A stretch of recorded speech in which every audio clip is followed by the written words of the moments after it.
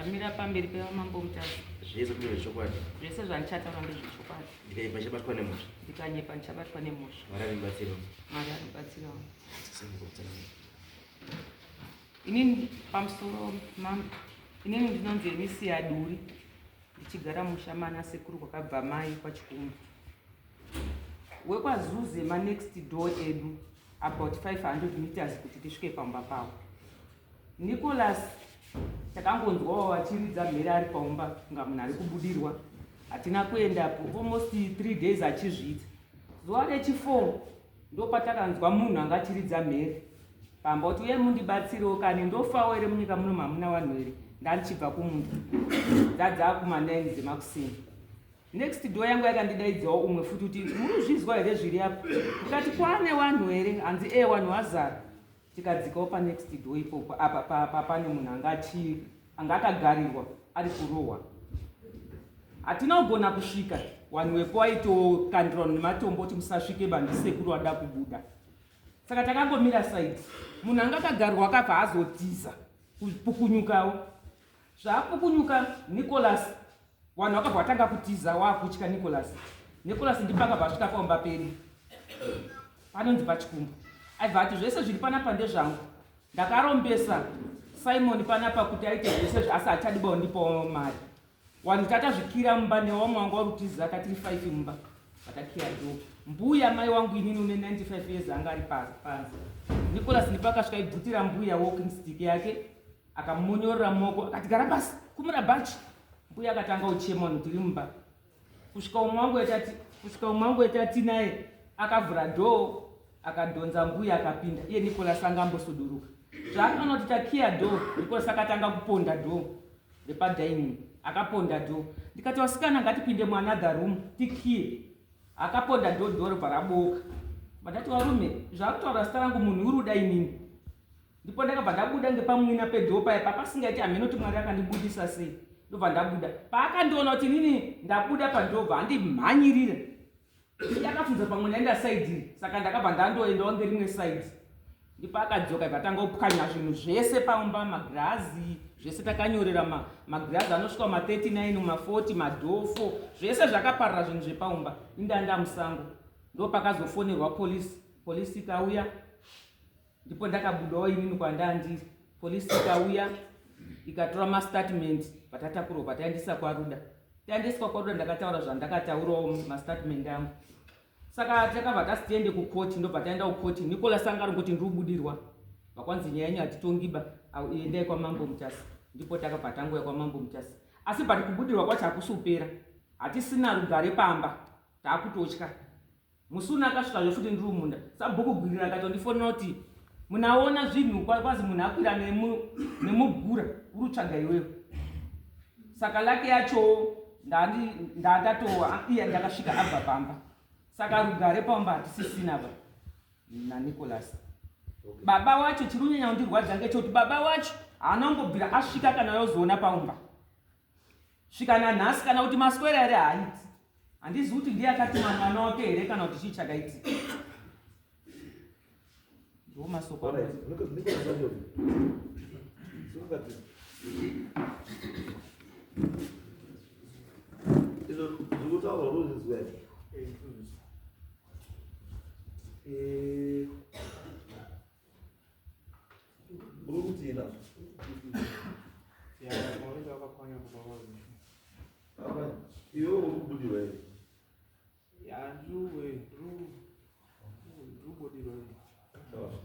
Unobudirwa nemudzimu rudziko rwedestructive zvakadaro.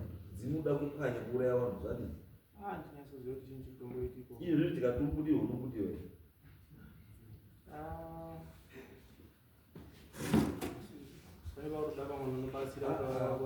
Ndati tikatobudirwa here unobudirwa here?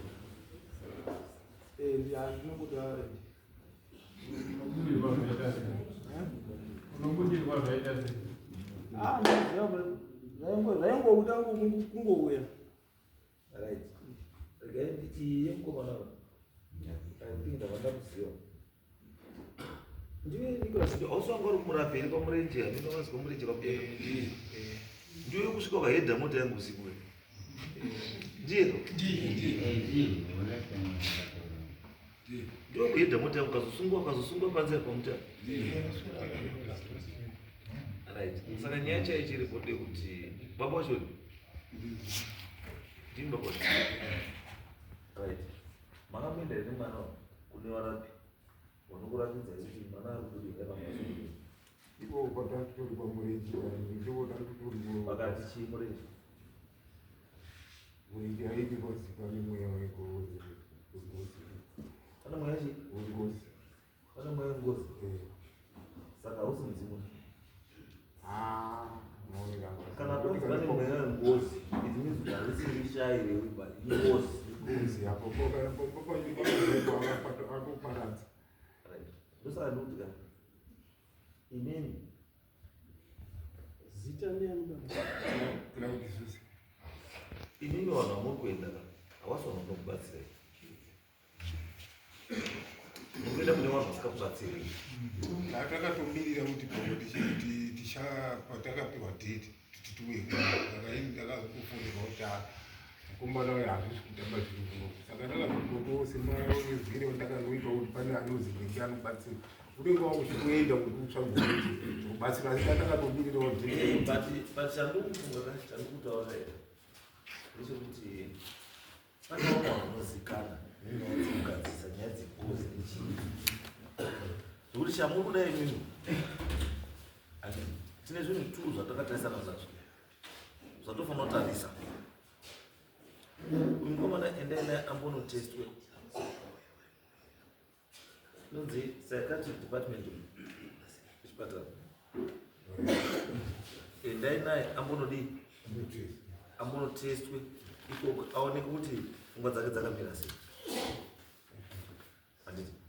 Kana mabva ikoko nemaputiziva manje kuti chinhu chatiri kuita ichi chikuda madhokota here kana kuti chikuda chikuda chiwani.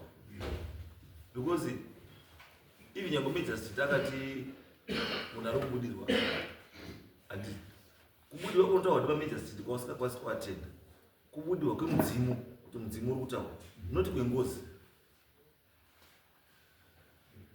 Ngozi ari ngozi orit inofanira kunge kutaura kuti ndiani munhu iye ari so destructive akaura asi hapana hasi kumbotaura iye unoda kuita kufanira ari kuita kunga mudzimu wototi ndino kwese kuzotoya kunokukweyekweya iwe muswe azouya achizohedha ndokenda atitori wakatotitiza tiri kuti kapuzi. Ndosaka ndiri kuti ka iye paanenge ari kuti akabudirwa anenge ari kuti ndini ani ndopanyero haisiyo yakauya iri mudzimu anoti ndirisvikiro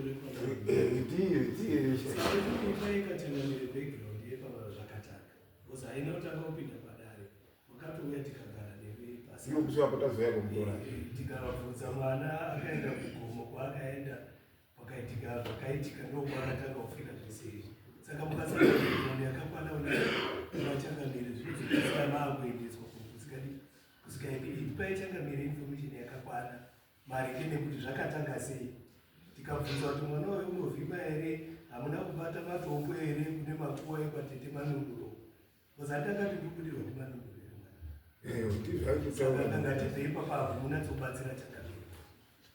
Ndosaka ndikubvunza kuti paari kubudirwa nokutaura kuti chii ini ndikwazi ndirisvikire nepamutasa zvare manunure hazvisi kunyatsokubata nhorombo yacho chaiyo hautombozwisisi kuti chii. Jenika kana watu wanenya kuti ndikubudirwa ndisvikire pamutasa why are you not involved in pamutasa? Because manunure kamwana pamutasa anonobuda kwauri iwewe sei? ndopanonga parudinesa Saka ndo parutaurwa kuti titaurire chokwadi kuti pamakaenda kugomo kwacho pakatanga nyaya pamakuitei nango ndiriwo pamba pandaenda kugomo gomo riri pamatiri pamanunure zviri apa pashama ndangoda ndikwenda kuchera pamutamba ndikwenda kuchera inonzi toda mushonga wemudumbu ndinongoti cherei kudai so kuti cherei mumapadzi amaita kuti matate ndakabva kuda chihari chipawa ndotozwa munge mweya wakadini mweya wakandipinda ndangoti hameno tichinjadini changoitika wakaenda kochera panhu pasingacherwi zvinhu zviri kunetsa izvi zvanhu zvako wakaenda kotora zvinhu mweya wakapinda mauri uchibva kwawakaiswa Saka chamubuda mubuda munhu anokwanisa kuti identify kuti mweya uri apa ndewani unoabviswa sei. Because uri kuti vanazoka kana ari muzvari wakaenda kudzika wakaenda kodzika dzemuzvari kana kuti wakapinda muninga pamapiro wakaenda pamapiro ipamanunhu ukasvika ukaita zvakaita ipapo ndozvakukonzeresa zvese. Kuti zvinhu zvacho zvese zvaanenge amutaura nezvainga ndechekuti zvawakaenda pacho unobaziva handipo pakaperera futi ndava ndazotanga kuroda mushonga ndanga kutoroda mushonga ndichikwira rimwe futi gomo ndakwira rimwe gomo ndichitokwira ndichitora mushonga hanya yangu yaitongorova chisvika ndazosvika pagomo rimwe saidi reuku riri ndachirara choko ndopandakaona pane guwa asi ranga risina rirazoti guwa but ranga risina chinhu ranga risina ndangotongorera ndinoti mune munhu here kana kuti mamba munhu here kana kuti makati asi ranga ritori guwa reshepe yegoro rimwe gomo racho risaidi rikurundo reso asi atotanga ruda ritori mushonga ichitokwira negomo racho ichitokwira kusvika ndasvika ipapo. Asi wakatanga wapiwa chii mushonga wakanga uri urota ihope ndaangorota hope uchiratidza hope ndichitokwira ndichitoenda kugomo saidi rimwe ndosaka ndinotaura kuti pawakasvika ukanobata wakabata panhu pasingaiti sei asingabata because the moment wakotaura chete kuti munhu ari kubuda pauri ane chekuita namanun'una it means kuti hauna kufamba kwamunoita papa munhu musingainvolve vanhu vepamutasa because manun'una emukunda mutasa.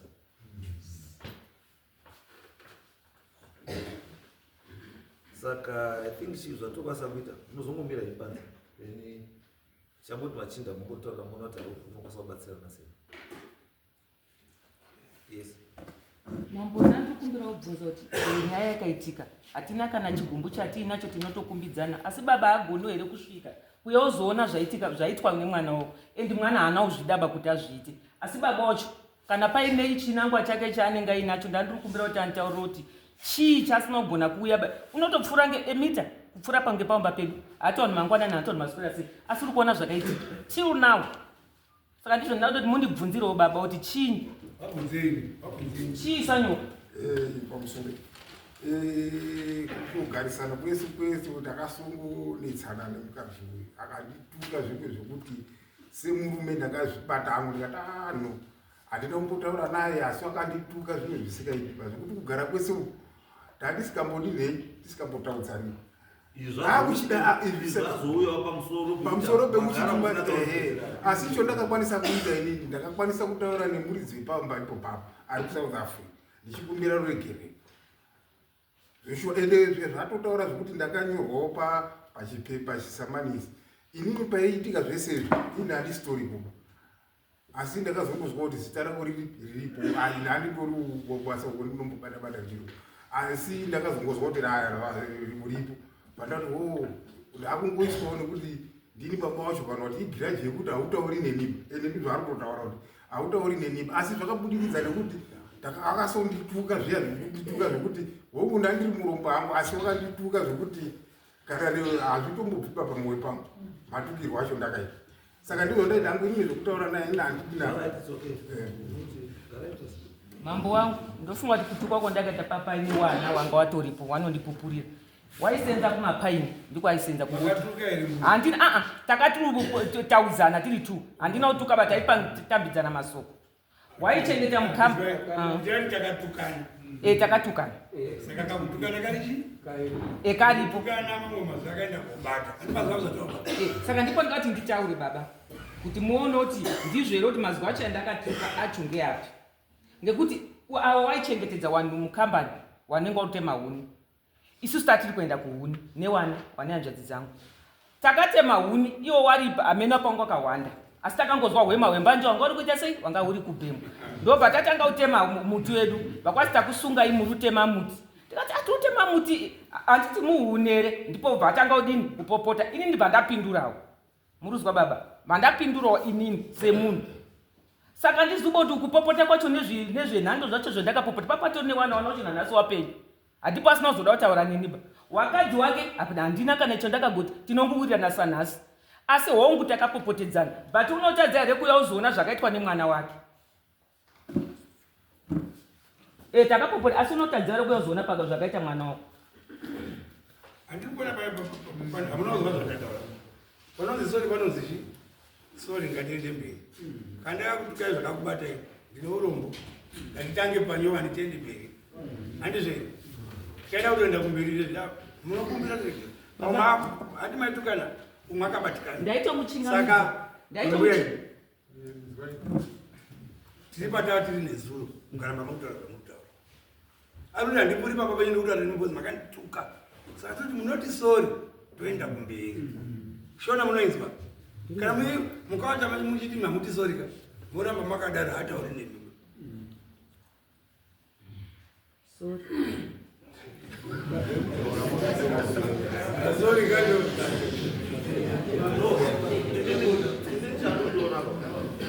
Chadoona muna zvinozoitika zvinoitika ndezvekuti kana pagara paine nyaya dzipo kare panozomboita kamukwenyu kanokwena kanongoti agereka mutopita tikutoti nyaya dzidzi dzichangodini Chakubuda.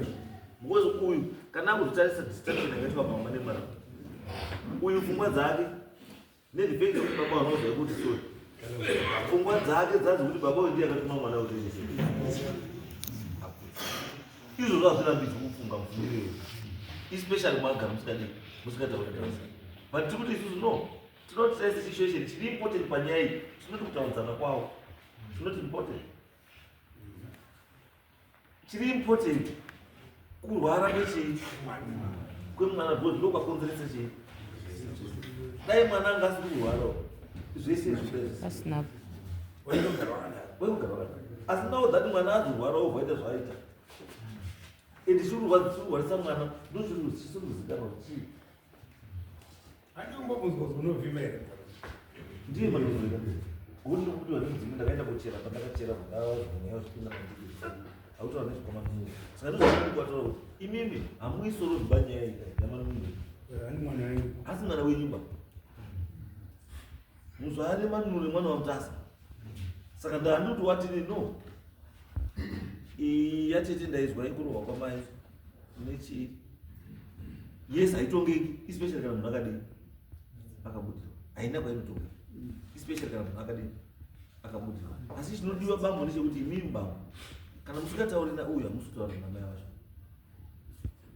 andi itai magatsi ekuti endai kumba muti this 95-year-old lady endai muti sori nezvakaita kuna mbuya kuna 95 years endai munoti sori kuna maivo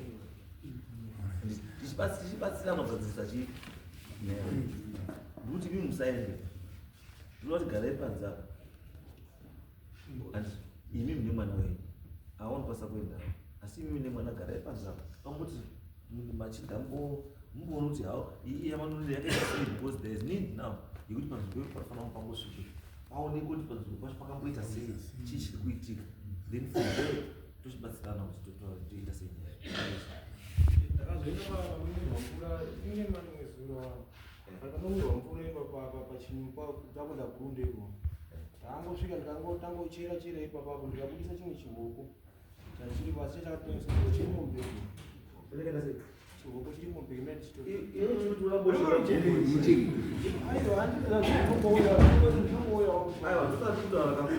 zvinongouya ende paunoenda pacho unozwa kuenderedzwa zvikauya paanokuenda pacho panocharumosangana nacho yes hatifaniri kuzvishora zvaurusangana nazvo nezvokutaura hatisi kuzvishora asi tikuti zingatidii ngatinyatsa kubata chokwadi kuti nyaya iyi iri kubva papi iri kuenda papi kuti iwo wachosununguke Akakwira dongo uchichera ndeni. Akakuzodongo uchichera ndiani. donge mweya unenge wangotigara zvinendiziya zvimwe zvacho Munhu ari kubatira mweya anoita zvokuturikirwa wakazodai. Unenge unozviziva ndi zvimwe zvacho. Unenge wakadhakwa. aiwa tinambodhakwa Uzi nyaya dzako dzekuchera zvinhu zvichachera nezvinhu zvisikachera. right saka itai it's okay endai asi shamwari enda waita zvadii namai wavo enda kuna mai wavo naivo wavo umutaure kuti sori nezvakaitwa nemwana hausi makazviita kana mwana wacho musi wacho asi kutobudirwa enda nemwana wacho. Kana nyamusi wacho asitobuda saka nhasi, zvakaita nhasi asitobudiwa. Munotoenda musikamuti so. Ende my one, ndekuti waikwana mwana wako akabuya akabudiwa. Why are you targeting the same people? ndazopinda muvillage yese kana akabudiwa sei ari kutageta munhu wani. zuro manje anga achinotongotenderera achitongodaidzira kuti mudii muzvare nonore zvakazodare achingotenderera muzvare. Right. Okay. Anyway, takuti chii talega kuti maita ishanganisha nedare renyu ini ndine sachikumbu muridzo wemushaiwo sachikumbu ndiri muridzi wemushaiwo wemumagwiri aineba yedu sekuru wavo pakauya tichida kugara tirimo for over 200-300 days tiri panzvimbo ipapo. Wakauya after war vakaccommodated waiwavo saka chirikidzana navo zvakanyanya. Saka zvakazoitika tatisingabvisi inogara kure inogara kuchiredzi nzvimbo dzese mataura henyu hatigoni kukukidza popo asi damage yaakasiya aita effect pamba ipapo ihombe yekuti haisingoti enda zvingope chinhu chotoda kuziva kuti nyoka anotidzorera sei damage yacho yakaitwa pamawindow frames madoor frames zvakakuwadza. Ndochekutanga chonaikuda chechipiri ndechekuti saka togara naye sei kana achifamba achiita zvaari kuita izvi sezvakaita pamba pangu papa. Fiti young come and destroy as he did. Saka mukumagwiri rimomo hatichamuoni chinyoka semunhu wekugara naye iko nemwana wake hazvina kumboitika kuova 200 years takagara pagwiri rapo. Saka ndikukumbira wadare kuti mutigadzirire kuti mukomana woizwa sei zvino kuti asadzoka zvine zino akadzoka akabata mupini pamba ipapo izo tikadzoka kunga hakuti 300 meters difference yemishai andizvona pamuviri basi. muona zvinoza kuti pese pakuta zvine izvozvo anenge akadai nati anenge akadai ariwo anenge akabudirwa. handizvandokufunga ndandikubvunza baba kuti pese pauta distraction iyo paanoita zvasoshedzera village rese achiita sei anenge akadai here aiwa anenge asina kudaro angangona nduza saka nokuti chinhu chinoita sei chinoita zvekuuya handiti kana chiri spiritual handiti yes chinhu chinodamage wakabudirwa you are responsible for that kuti sei uchigadzirisa asi the reason why mabwana vamejasi chakati iye kuti munhu akuti akabudirwa hatiitongi kwe handiti but pane imwe futi manje tikazotarisa taakuno kuti ya malicious injury to property kana ya malicious injury to property it then falls under criminal chi yakumapurisa akamona ndizo kutaura kuti apa tinoamenya ichi inini ipati yengozi nekubudirwa ndiwo yakazidzoke kuno but mapurisa aifanira akadhira nechi nepati yechi yemalicious injury to property but chakatwa saibate futi inyaya yechi inyaya yekuti munhu yakaitwa akadini akabudirwa ndozvandataura kuti chinhu ichi kaichi hatifanira kuti tirely on one chi handiti ndikuti endai futi kusayakati chi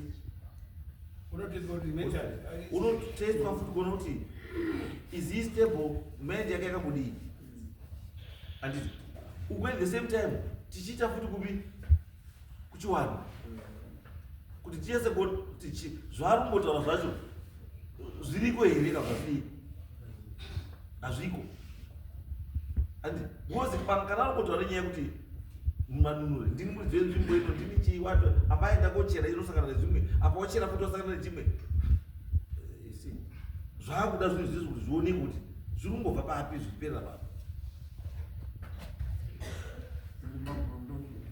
ndofunga kudai mukatondera panapo akatombota apo zvakatanga akatombouya musuku namukoma wangu achitiwaya kuzobeketa kuenda kwamunda nomufunga mufunga makawaona akazovati mimi uzouya Saturday nyaya yenyu ndiyo ichazogumisira tikazotouya Saturday yacho panapa tikazotopamandiro panapa the reason why ndakati Saturday is because ndinoona kuti kana issue yamanunuri issue yemachinda newazvara haisiri issue yani yangu because kune family itori chekuita neushe ihwohwo pamanunuri handiti asari machinda so they need to sit down handiti woitotaura naudai guys ngatichimbotore mukomana ngachidai ngatitsvaga rimboende pakati tibatsiwe tonoti zveshuwa munhu dzakutaura zvamanunure handizvo here zviri kuti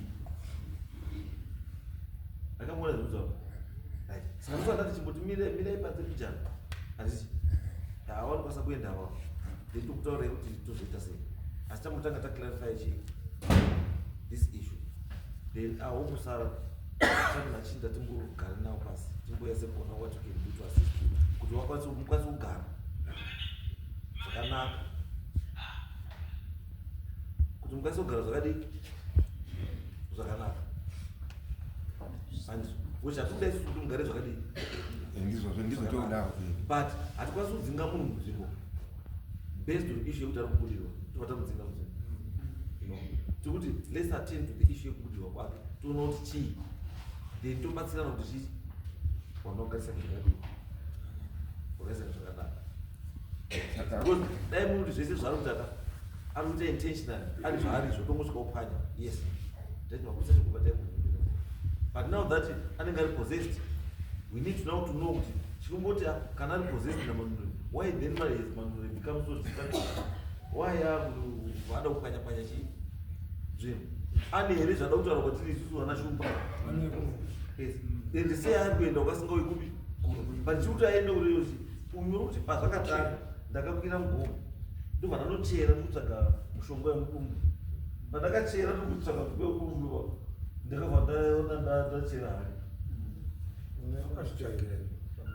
but inokoti akazviita kuti zvekuya unoparadza musungisi because achapara mhosva hombe munhu aruri ndemanunuri achauraya munhu dzezimpini rake akaenda kumapurisa anomuendesa kunoti assess is he into drugs is he into mental case here mapurisa hurumende inayo mastructures anobatsira mukomana mapurisa ndio akatoti gaende kwa mambo mambo atazvatsana kuratidza kuti kune nyaya mbiri anzataura yakazasa pakunde kuti kana zviri zvengozi zvinoenda kwamutasa asi zvekupaza mawindo imhosva inoda mai mapurisa akazviita ari mustate yekuti inhubu here kuti ari mukupenga handiti vanonomutesta kuti anopenga here kana riri penzinonzi